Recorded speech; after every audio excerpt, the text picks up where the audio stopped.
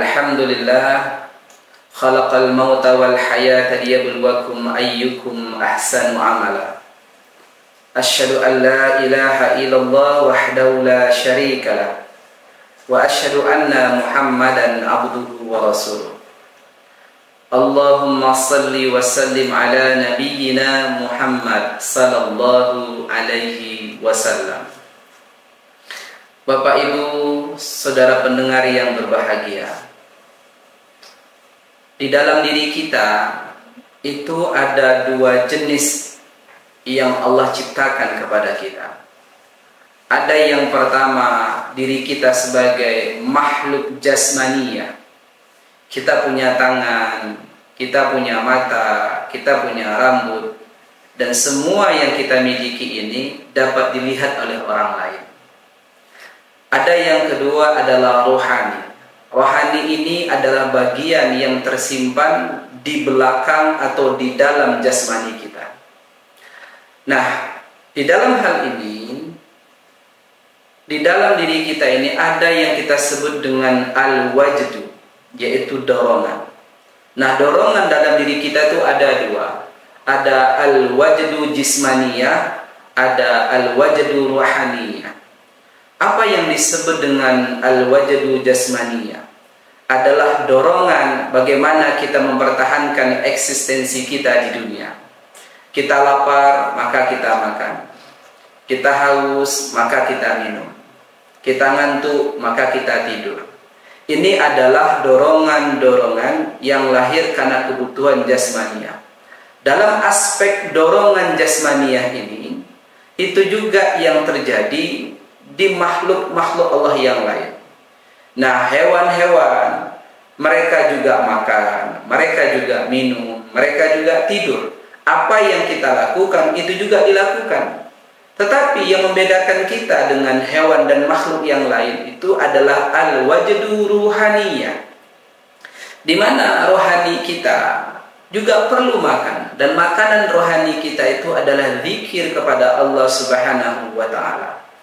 Karena begitu pentingnya zikir kita kepada Allah, maka kalau kita pahami seseorang yang lepas dari kontrol zikirnya, hanya mementingkan dorongan jasmaninya, maka sesungguhnya dia akan sampai pada level kal-an'am, seperti hewan.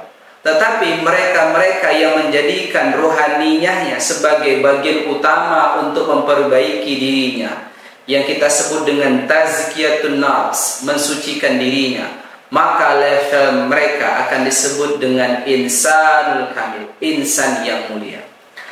Lalu, apa yang tersembunyi dalam rohani kita? Nah, Imam Al-Ghazali dalam kitabnya Ajaibul Qalbi menyebutkan bahwa jiwa kita ini atau hati kita ini maknanya salah satunya latifah, yaitu halus. Maka seseorang yang punya hati, supaya dia halus hatinya, yang kita sebut dengan latifah, maka tidak ada cara lain untuk menghaluskan hatinya kecuali dia harus selalu mengingat Allah qiyamau wa qu'udau wa ala junubihim, baik di saat dia berdiri, di saat dia duduk maupun berbaring. Maka mengingat Allah itu tidak boleh dipisah-pisahkan waktunya. Satu ketika ada seorang sahabat Rasul menyampaikan pada Rasulullah, "Ya Rasulullah, aku ingin membagi waktuku kepada Allah dan kepada keluargaku atau duniaku menjadi 2 poin. 50% untuk Allah, 50% untuk keluargaku. Apakah itu cukup Rasul?" "Belum. Kalau begitu ya Rasulullah, 75% untuk Allah, 25% untuk duniaku." "Apakah cukup ya Rasulullah?" "Belum. Kalau gitu ya Rasulullah, 100% hanya untuk Allah." Baru Rasul membenarkan hal ini. Kenapa demikian? Karena sesungguhnya tidak ada wilayah, tidak ada waktu, kita itu hilang dari kontrol diri. Dan jangan sampai karena aktivitas kita nanti kita pisahkan, oh ini bukan ibadah, itu yang ibadah. Tidak. Dalam konsep tauhid ilmu, dalam konsep kita sebagai hamba Allah, dalam konsep memahami iyyaka na'budu wa iyyaka nasta'in, maka sesungguhnya tidak ada dimensi tidak ada aktivitas kecuali aktivitas itu harus bernilai ibadah. Maka ketika ada seorang suami, dia bekerja dari mulai pagi, siang, sampai sore, bahkan sebagian ada yang malam hari, lalu dia katakan, aku bekerja karena aku sudah menikah, karena aku sudah punya anak, aku bertanggung jawab kepada anak dan juga istri. Tapi apakah semua ini berlangsung dalam waktu yang cukup lama atau semua manusia melakukan itu? Karena faktanya ada juga seorang suami, dia juga punya anak, dia juga punya istri, tapi dia tidak peduli kepada anak istrinya.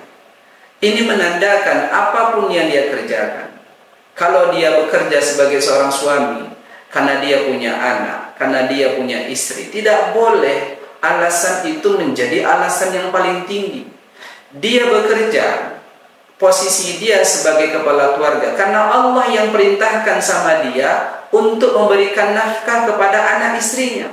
Sehingga ketika dia bertengkar kepada anaknya, dia bertengkar kepada istrinya, dia tidak akan menurunkan posisi dia sebagai mencari nafkah hanya karena dia bersengketa dan berselisih paham dengan keluarganya. Kenapa? Karena dia melakukan dan memberikan nafkah itu karena Allah yang pinta.